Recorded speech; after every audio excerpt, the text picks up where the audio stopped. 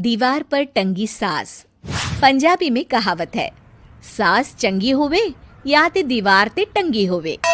संगीता की शादी भी एक ऐसे ही घर में होती है जहां उसकी सास दीवार पर टंगी होती है।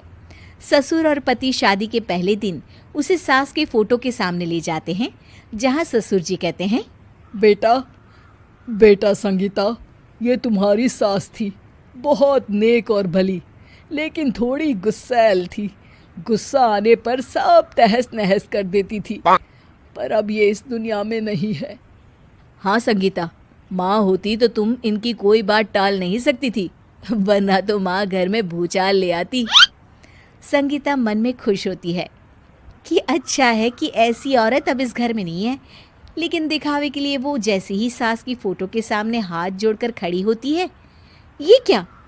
सास उसे देखकर मुस्कुराने लगी। संगीता आंखों को मलकर एक बार फिर से देखती है, लेकिन फिर सास के चेहरे का भाव, भंगिमा यानी एक्सप्रेशन बिल्कुल बदले होते हैं। वो अपने पति और ससुर को कहती है, माँ की तस्वीर तो स्माइल कर रही है। ना ना बेटी, ये कैसे संभव है? जरूर तुम्हें कोई गलती हुई होगी, ऐसा कैसे हो सकता है? लगता है तुम शादी की सारी फॉर्मेलिटी करते करते थक गई हो, तुम्हें आराम की जरूरत है संगीता। खैर, सारे संगीता की बात को इग्नोर कर कमरे में चले जाते हैं। वैसे सास की फोटो पर एक्सप्रेशन एक के बाद एक बदलते ही रहते हैं। सुबह होती है, पति और ससुर को काम पर भेजकर संगीता कमरे की सफाई करने में लग जाती है कि तभी उसे आवाज आती है, टेबल ठीक से साफ करो। ऐसे भी कोई टेबल साफ करता है? इससे अच्छा तो ये गंदा ही था।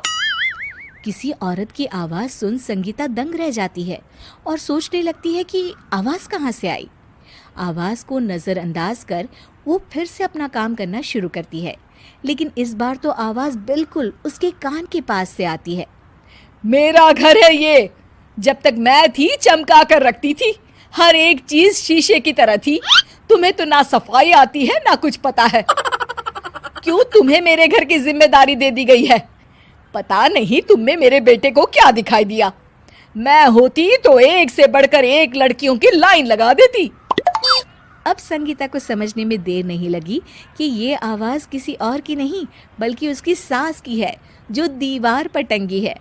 वो उसके पास जाती है और कहती है, नमस्ते सासू माँ, मुझे तो कल ही लग रहा था कि दीवार में कुछ काला है। वो दीवार नहीं, दाल होती है पगली। सही पकड़े हैं सासू माँ।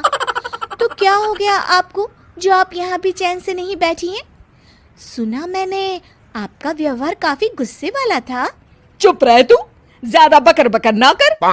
घर का काम करना तो आता नहीं, आई है मुझसे बहस करने। हाँ देखिए सासू माँ, मैं आपसे साफ साफ कह देती हूँ, मुझसे पंगा लेने की कोशिश मत करिएगा। तभी पीछे से संगीता का पति आता है।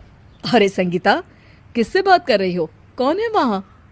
संगीता की सास की फोटो फिर से पहले जैसी हो जाती है। आपकी माँ से कह रही थी कि मुझे काम करना आता। अरे संगीता, माना सास के ताने हर बहू को अच्छे लगते हैं, लेकिन यहाँ तो माँ है ही नहीं। तुम तो फोटो से ही तुम भी लाजवाब हो संगीता। किसी को विश्वास नहीं होता कि संगीता अपनी मरी हुई सास की फोटो से बात करती है। वहीं आए दिन संगीता की सास संगीता को किसी न किसी बात पर आते जाते ताने देती। संगीता को भी अब सास के तानों और उनसे बात करने की आदत हो गई। वो कभी खानदान की कहानी तो कभी तीज त्योहार कैसे मनाए या किसी व्यंजन की रेसिपी सास से ही पूछती।